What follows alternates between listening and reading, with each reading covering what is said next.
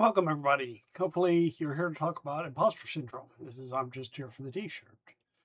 Unfortunately, I don't have any t shirts to give away, but I do have a book that I'll tell you about a little bit later.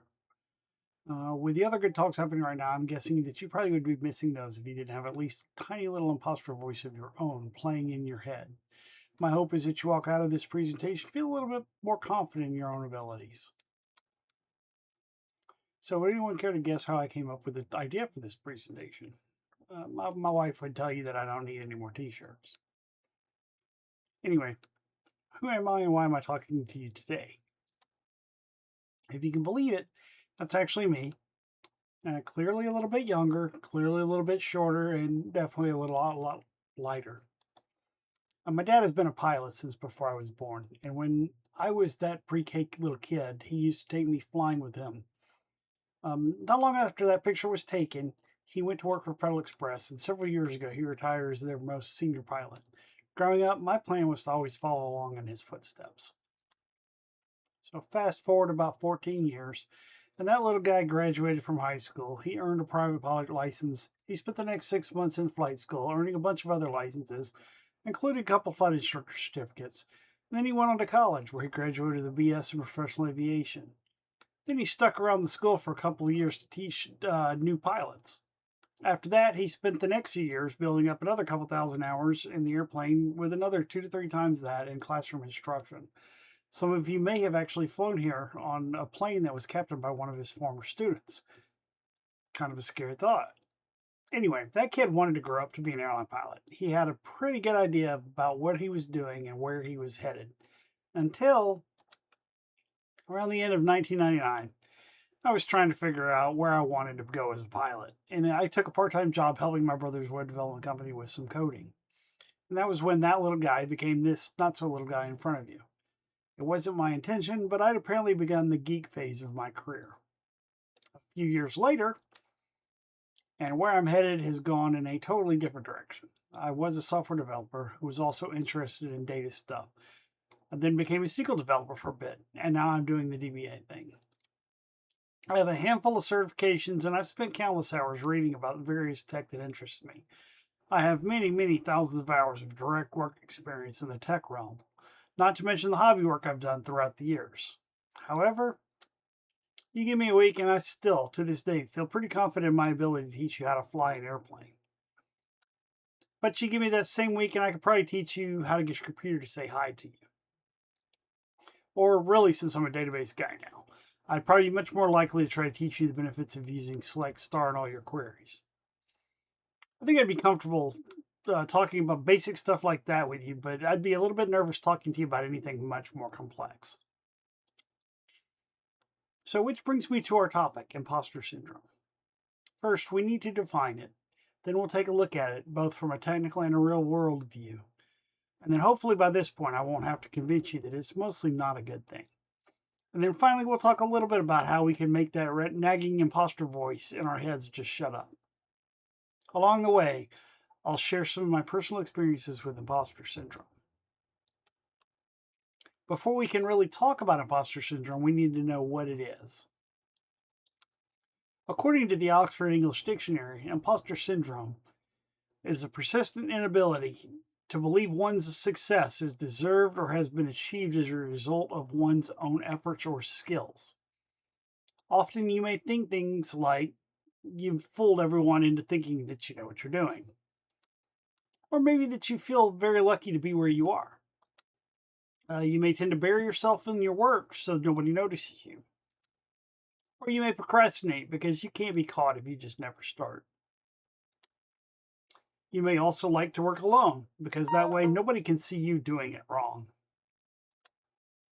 And industries like ours have their fair share of very smart people. You may not feel like you're one of them. Personally, I've had the really good fortune to work with some extremely intelligent people. This has been great for learning new things, but not really so hot for my imposter syndrome. And one would think that with significantly more experience in as an IT worker, I'd feel a little bit better about my geek skills than my piloting skills, especially since it's been 20 years since I've been at the controls of anything much more complex than my flight simulator.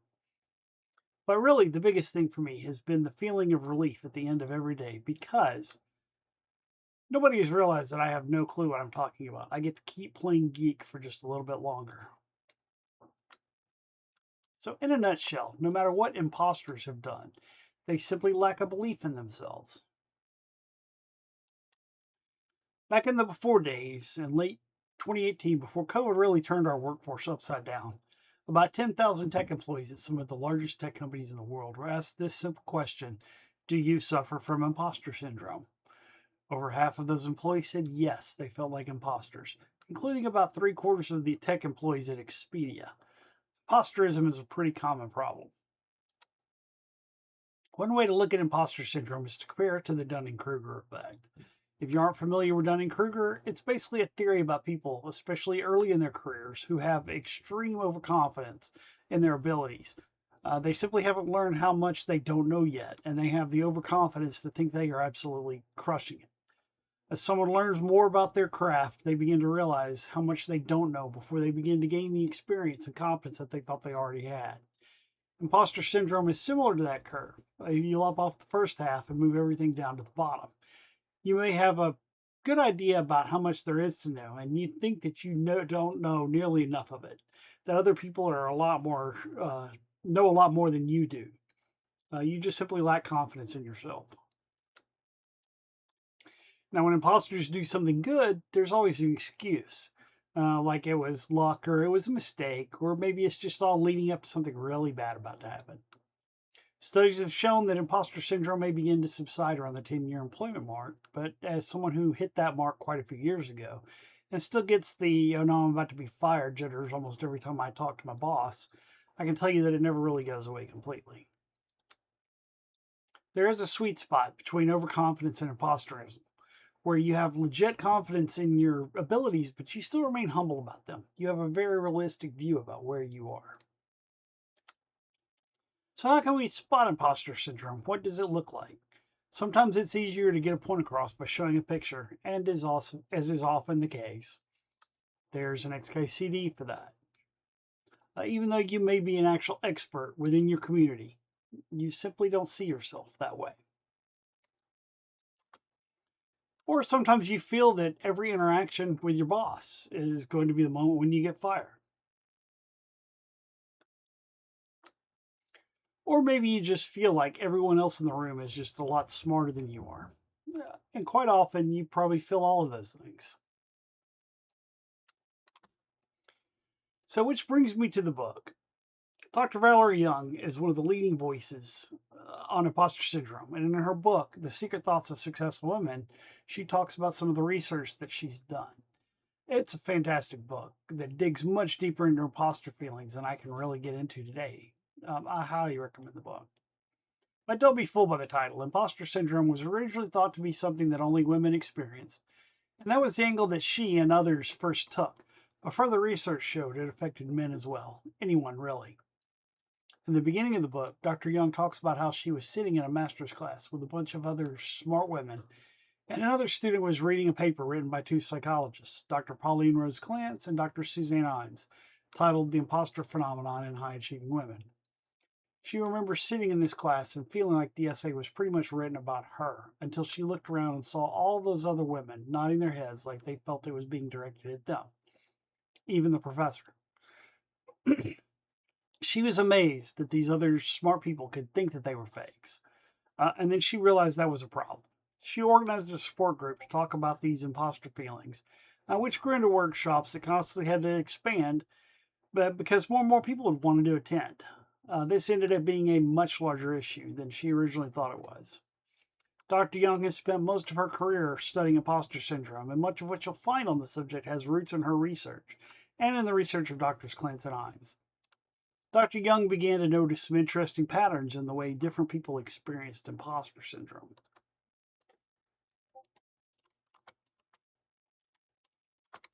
So while some people procrastinated, but while they believed that they couldn't fail if they never even started, others felt that they couldn't fail if they never finished. She also noticed that some people felt that if they took a risk, they would fail, while also believing that if they never took a risk, they simply couldn't fail.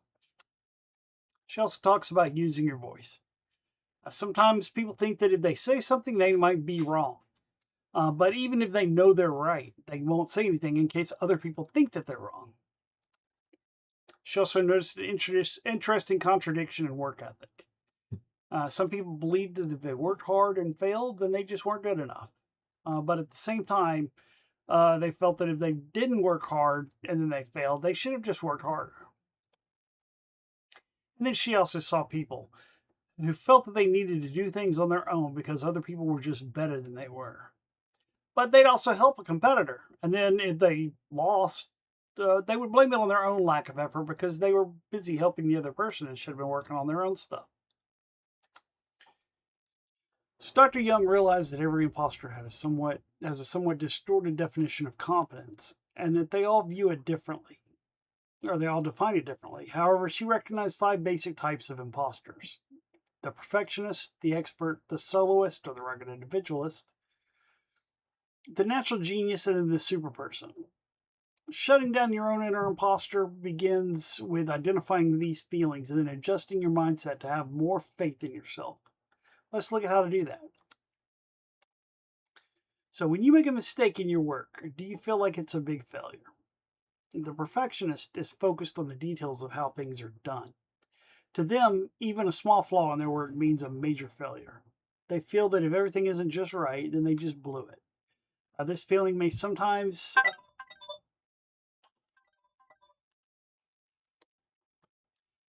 this feeling may be something they've imposed on themselves, or it may be because of someone else's high expectations of them, like an overbearing parent.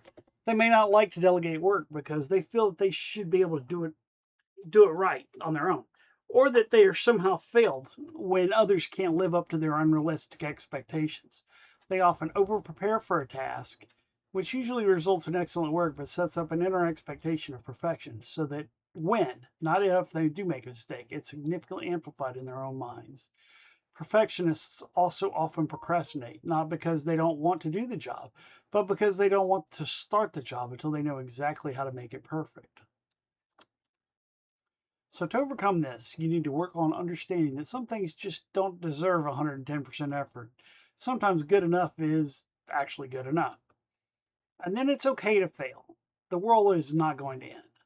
Realize that you will ship software with bugs and that you can just fix them later. It's more important to release a product than it is to hold back until it's perfect. As the saying goes, perfection is the enemy of done. Also realize that your perfectionism may slow down other people who rely on you to get something done. The overall project may fail because other people needed your stuff to complete theirs.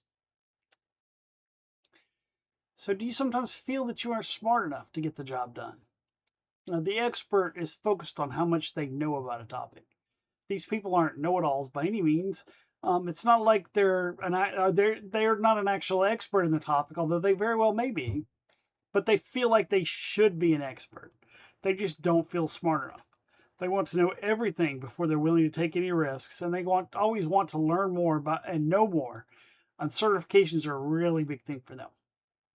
This type of imposter is similar to the perfectionist, but they're more about the knowledge than the action. However, they feel like they're never qualified enough for their job. To overcome this, you need to remember that nobody knows everything. Everyone has different strengths. And you have to learn where your limits are and then realize that those limits don't make you weaker. And then respect your limits. Also, don't be afraid to ask for help. You also want to remember that even an expert still has a lot to learn. You can spend an entire lifetime learning something, but there's always more to know. Now, when you need help with a new task, are you afraid to ask coworkers because you think they may think that you don't know what you're talking about or that you're doing? The soloist is focused on who completes the task. They don't want to ask for help because they feel they should need to ask for help. And if they do, they see that as a failure on their part, even if they're praised for their work. A reluctance to ask for help can lead to taking longer to complete a task. They may also try to avoid working with other people so that nobody will realize how clueless they are.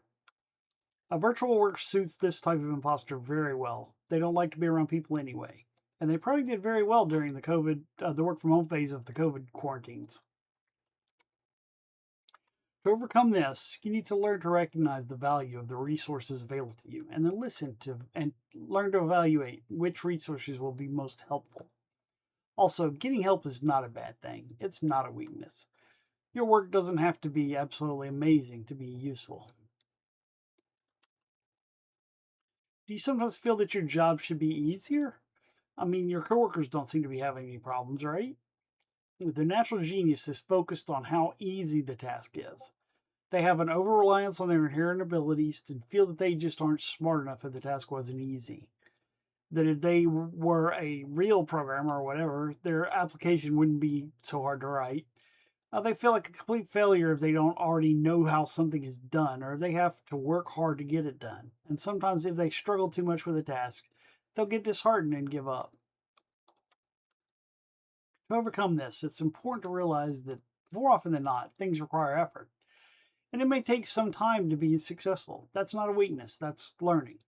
You aren't expected to immediately know everything about something. And just because you hit a roadblock or something is hard, it doesn't mean you're a failure. And then practice, practice, practice. Like with a perfectionist, your 10th try is going to be much better than your first try. So now, do you take on as many tasks as you can so that you can seem like you're getting things done? The super person is focused on how many roles they can juggle at the same time. They feel like they should be able to do it all on their own, and that to be useful to a task, they must be able to do every role and do them all well. This sort of imposterism is often felt by working moms. These imposters are very susceptible to burnout because nobody can do the work of multiple people for very long. They were probably the most impacted by the COVID quarantines since there was nobody there to really keep their own overwork in check. They could burn themselves out in relative silence. They probably quit pretty soon after coming back to the office because they were just exhausted. Then, to overcome this, the first thing to remember is that it's okay to say no. Learn how to delegate and not take on unnecessary tasks. This is another one where you have to understand and respect your limits. You don't have to do everything on your own. You just don't want to burn out. This type of imposterism also can send a bad message to the people who look up to you, like more junior developers, employees, or even your own kids. So these categories have a lot of overlap, so imposters likely fit into more than one of them. These aren't hard rules, but more of a common grouping of behaviors that Dr. Young observed. But ask yourself, which type am I? The more I've learned about imposter syndrome, the more I've tried to pay attention to my own feelings. And I'd say that even that I've seen pretty much each of these behaviors in myself. So who are the imposters? So most people who experience imposter syndrome are often intelligent, capable people who work in very difficult fields, and IT definitely fits that bill. As I said earlier, it was originally thought that imposter syndrome only affected women, but later research showed that it affects men just as often as women, though in a slightly different way. At some point in their career, about 70% of people have experienced some form of imposter syndrome. So I originally began thinking about imposter syndrome over a decade ago. Back in 2012, a coworker invited me to go to a big .NET conference with him. I was a Cold Fusion developer at the time, and even though .NET was way out of my wheelhouse, there were some non-.NET sessions that sounded interesting, so I went. I very quickly realized that I was on an island. I knew exactly one person there, and that was the friend who brought me. The keynote speaker at the event was Nick Bradbury, who was the creator of the IDE that was used by a very large percentage of the people who are writing Cold Fusion, including me. At the beginning of his keynote, he mentioned his work with the IDE and the language, and it was almost like he threw me a lifeline. This was a topic that I actually had a clue about. So I let out somewhat of an involuntary woohoo, and I was absolutely horrified to see every head in that auditorium turn in my direction. So, in my desperate attempt at self preservation, I did pretty much the only thing I could think to do. I turned my head to the right and I looked directly at my friend. I'd be willing to bet that nobody at the conference even remembers that keynote, probably Nick included. But it definitely had an impact on me. I had a really good time the rest of the conference and met some really great people who sometimes greeted me with, "Oh, you're that Cold Fusion guy." But I still made some good connections. But when I got back home, I crawled back under my rock, and I didn't go to another major conference or participate much participate much in any non-cold fusion activities for the next couple of years. I was pretty humbled. That was when I had first learned about imposter syndrome. Now, at the time, I was the co-manager of the Nashville Cold Fusion User Group, and I recognized that I had been feeling like an imposter for years. So I made up my mind to do a talk about imposter syndrome. There were 2 conferences coming up, so I decided to submit the talk to the second one and then practice at one of our user group meetings. At the first conference, there was a young woman giving a talk about imposter syndrome, and I figured I could go listen to her and maybe pick up some ideas. I can remember sitting in her talk and realizing that I am a completely different demographic than this woman. I do not belong to any of the underrepresented groups who tend to experience imposter syndrome more intensely, and I thought to myself, what right do I have to talk to anyone about imposter syndrome? And then I came to a very strange realization that I was having imposter syndrome about feeling imposter syndrome. So when I got home, I wrote up an abstract for my imposter talk and I submitted it to that second conference. Unfortunately, it didn't get picked, and my imposterism cranked up another notch. I shelved the talk and I didn't even talk about imposterism for another 10 years or so until the very first time I gave this talk. The point is really that anyone can experience imposter syndrome.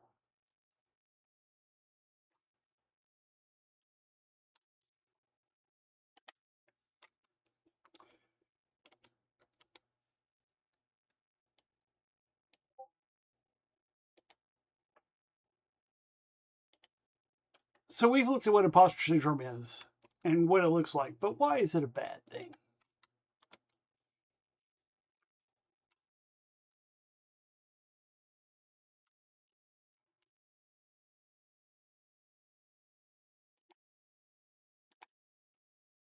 So imposter feelings can cause a lot of stress and anxiety for pretty much everyone involved. For the imposter themselves, they may burn out on their job. The stress may make them sick. They may procrastinate or otherwise produce inferior work, and then ultimately leads to a bad reputation for themselves. They may develop self-esteem issues, and at the extreme end, they may become disgruntled at work, further eroding their reputation. And this may cause some of them to miss opportunities that they'd be more than qualified to handle. Or they may fail to take the risks that they should, but it can also affect their employer.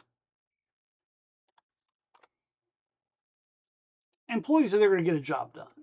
If they're doing a poor job or missing work, that may cause customer issues, and ultimately the employee is either fired or leaves, causing the company to lose what would otherwise have been a pretty good asset. Plus, other employees will see this toxic behavior, and it may affect them too. There is a lot of room here for missed opportunities all around. So a friend once referred me to an awesome sounding job that I was well qualified for, and it checked all of my boxes. It was a company name that I recognized, but I wasn't 100% sure at the time exactly which company it was. I was excited and I began looking for my resume to update, but then I realized that the job would have been working for someone who I'd read for years, and quite often found myself referring to their blog when I was stuck on a problem. Any interview with them would likely include answers from me that this person had originally written. My imposter syndrome kicked in very hard, and I never even applied for the job. And to make things even more fun, the second time I gave this talk, he was actually in my audience. And then he asked me afterwards if that was him that I was talking about. He said I should have applied. So imposter syndrome may not be all bad, though. Ferristor, author and Elle Magazine editor, says that imposter syndrome is kind of like an internal check valve. It says that you're being challenged, and being challenged is how we make our breakthroughs. So even though most effects of imposter syndrome aren't good for the imposters themselves, if they can learn to reframe their mindset, those feelings may be an indicator of professional growth. So we've talked about what imposter syndrome is and how it can be harmful. So what can we do to get rid of it? Now, before you can do anything, you have to recognize that there's a problem, and that problem is with your thinking. You're the one who is holding yourself back. Try to see yourself through the eyes of the people around you. If they keep telling you that you're doing a good job, try listening to them. The next thing is to be around other people. It helps if you can see what other people are like, especially if those people are in your field but outside of your regular circle. Go to conferences and meetups. Talk to the people there. This has definitely been one of the biggest things that has been a help for me. And then it's also pretty well accepted that talking about your problems can be extremely helpful. Find someone you trust, someone who won't sugarcoat the things that they say to you or be absolutely brutal in their assessment, but someone who will give you honest, friendly feedback. This isn't an ultimate solution, but it is a good starting point. Then own your achievements. Make a list of the things that you've done. They're probably a lot more than you think. I started doing this a few years ago, and I try to note almost everything that I do in a day. Every year I've done this, I've been surprised at how many things I actually do. And then occasionally refer back to refresh your memory of the things you've accomplished. This is especially good at end of the year time when it's time for reviews. When you have to talk with your managers about what you've done throughout the year. And then evaluate your strengths and limitations. Write down the things that you're good at. Write down the things that you need help with. Then make a note of who you can rely on when you need help with something. And then accept the fact that you don't have to know everything. It's okay to say that you don't know the answer. This is also a really good time to try just-in-time learning. If you don't have an imminent need to know how to do something, don't worry about learning how to do it. This will also help you not feel overwhelmed with all the things that need to be learned. Now, the first time I gave this talk, I made a joke about my Udemy account and how it probably looks like it's shared by a bunch of schizophrenic computer science students. I got myself under control, and my list doesn't grow near like what it used to. But I've still only watched a dozen or so of those videos. There are so many things that I want to learn, but there's just still not enough time in a day for me to actually learn them. I've done my best to learn to live with that. So you may have seen this graphic or one like it, but it describes the reality of imposter syndrome pretty well. You may feel like you know so little and everyone else knows so much more than you do. The reality is that everyone has a different experience. Some people are brilliant in one thing, while other people are brilliant in others, and they may not have much, if any at all, overlap. You see them on their best days, and you compare them to your memories of your worst days. That's just simply not a fair comparison. And when you begin to think like the image on the right, you can begin shutting down your inner imposter. Also recognize that nobody is perfect. Mistakes are going to happen. Just fix the mistake and move on to the next thing. No big deal.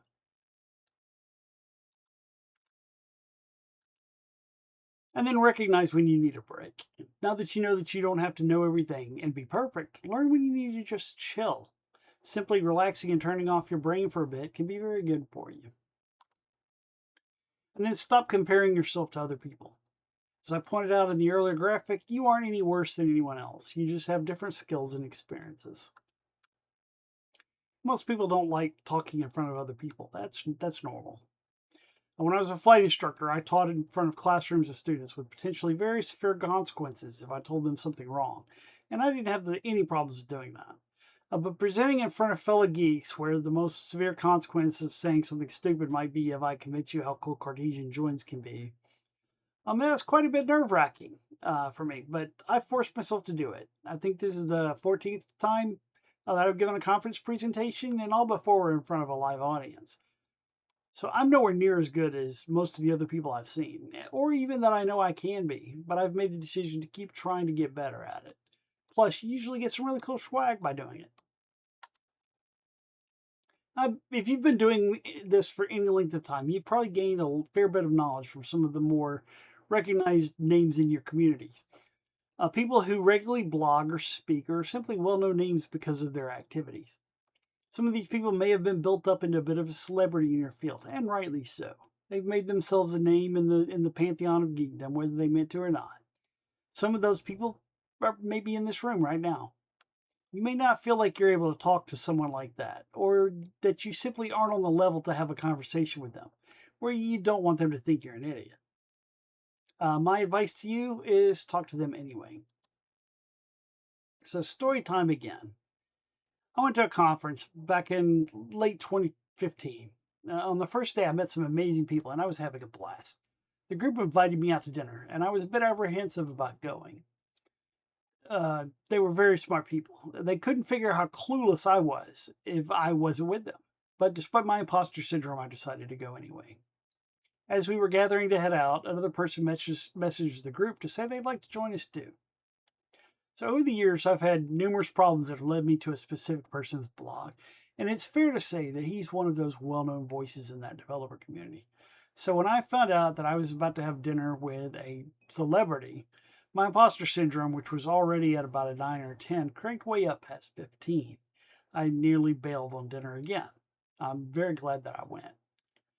At dinner, I was a bit starstruck. I was waiting for him to roll his eyes or point out how daft whatever it was I was saying was. And it would be humiliating to have one of the biggest names in the community call me out for being a fraud. But he didn't. After dinner, on the way back to the hotel, some of us stopped at a sitting area to have a beer and chit chat for a bit. The conversation was really good. Nobody seemed to think that I was an idiot at all. Eventually, only he and I were left. So we continued our beer drinking and chit chatting, and I not only survived, but I seemed to have held my own. We repeated the exercise for dinner the next night. I found him to be just as knowledgeable as I always thought he was, but he was also very engaging and friendly. And meeting him was absolutely the highlight of that conference for me. And though we live a quarter of the way around the world from each other, when we found ourselves at the same venue, he's been someone that I've enjoyed hanging out with again. And I'm sure we'll share another beer or two the next time we meet up.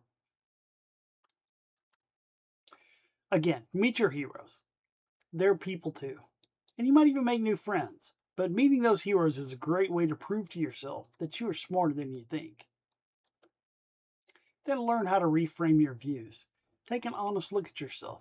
You can't begin to quiet down that inner imposter voice until you make the conscious decision to begin looking at yourself in a more positive light. And then learn to BS a little bit. That will help you to better recognize when other people are BSing around you, especially when you're in a group of people. Imposters often feel intimidated around BS. Just remember that some people aren't as smart as they like to sound. A little bit of skill in the art of BSing can carry people a long way, and being able to recognize it for what it is will help you feel less clueless. And finally, remember that you are not alone. You might be surprised by some of the people who feel the same way that you do. If we're going just by famous people alone, there's a hefty list of actors, musicians, writers, athletes, poets, a Supreme Court justice, and even a former First Lady who have talked about their own imposter feelings. There's some pretty big names. And then around the time of Star Wars Episode 1, Natalie Portman was starting her freshman year at Harvard University. As far as I know, that's not exactly a trivial school to get into. And she says that she was concerned that people would think that the only reason she even got in was because she was just some dumb actress. In late 1989, Jodie Foster won a Best Actress Oscar for her role in The Accused. She was up against some pretty stiff competition. Glenn Close, Sigourney Weaver, Melanie Griffith, and Meryl Streep. In an interview after she won, she said, "When I won the Oscar, I thought it was a fluke. I thought everybody would find out and they'd take it back. They'd come to my house, knock on the door. Excuse me, we meant to give that to someone else. That was going to Meryl Streep." So, funny enough, around that same time, Meryl Streep, who is easily one of the most recognized and awarded actors of all time, was having a bit of imposter syndrome herself. She says, "You think, why would anyone want to see me again in a movie? And I don't even know how to act anyway. So why am I doing this?" So one of the best personal anecdotes about imposter syndrome that I've come across is from author Neil Gaiman. I know there's been some controversy about his behavior, but my anecdote is more about the other person in his example than it is about him. Despite the controversy, he is still a fairly well-known author. He has previously spoken about his imposter syndrome, and when talking about how he's dealt with it, he relates a story that happened to him.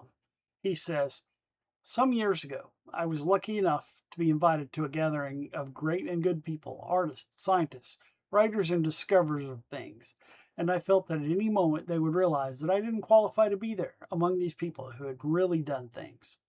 On my second or third night there, I was standing at the back of the hall while a musical entertainment happened, and I started talking to a very nice, polite, elderly gentleman about several things, including our shared first name.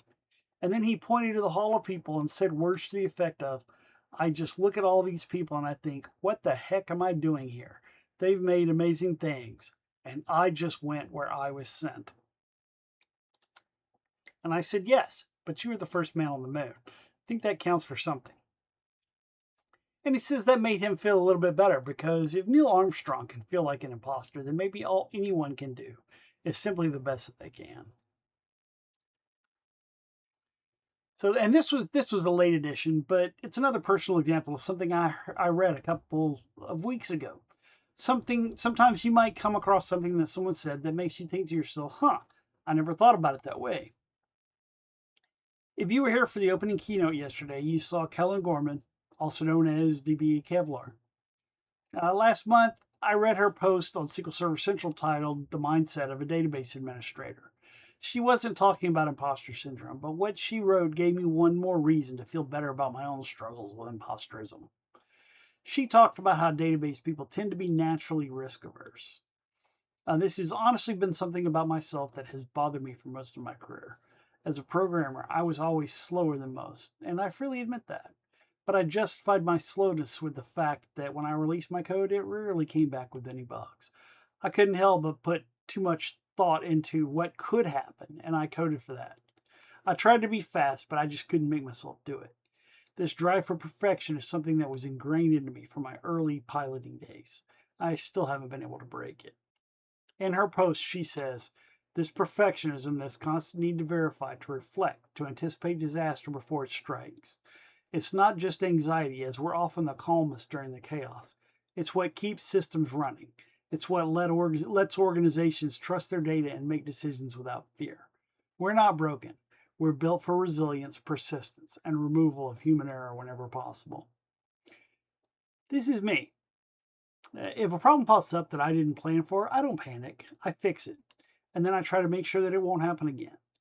In the almost decades that I've been a DBA, or in the almost decade that I've been a DBA, I had no idea that my worst caseism and paranoia was a normal and helpful state for other geeks like me. I am not broken. I am not alone. I accidentally moved on from my desire to be an airline pilot. I spent the last couple of decades thinking I was just pretending to be a professional geek.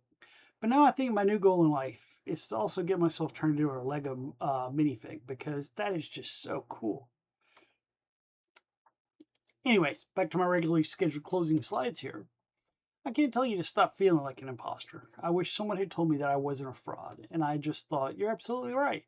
But unfortunately, that's not how it works.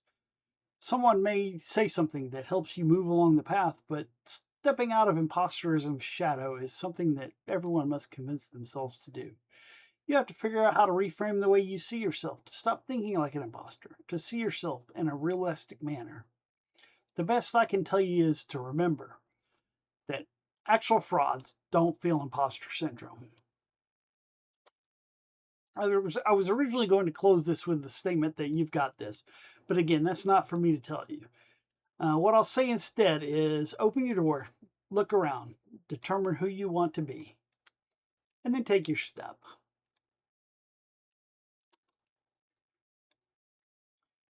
So the first time I gave this talk, a young lady came up to me at the end of the session. She told me that she'd been having a pretty lousy day, and then she had been experiencing some pretty intense imposter feelings herself. My talk had really resonated with her. So I gave her my copy of Dr. Young's book, and I told her it might help. My only condition was that when she was done with it, to please pass it along to someone else who she thought might get something out of it. The other times that I've given this presentation, I've also given away a copy of the book, and I'm making the same offer to all of you as well. So thank you all for coming out, and thank you to our sponsors.